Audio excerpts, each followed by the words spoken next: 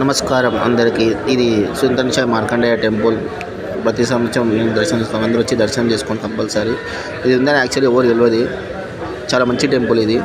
Public రావాలని కోరుకుంటున్నాను compulsory. నమస్కారం. శ్రీ భక్త మార్కండేయ టెంపుల్ ఇది. సుందన్ షాయ్ టెంపుల్.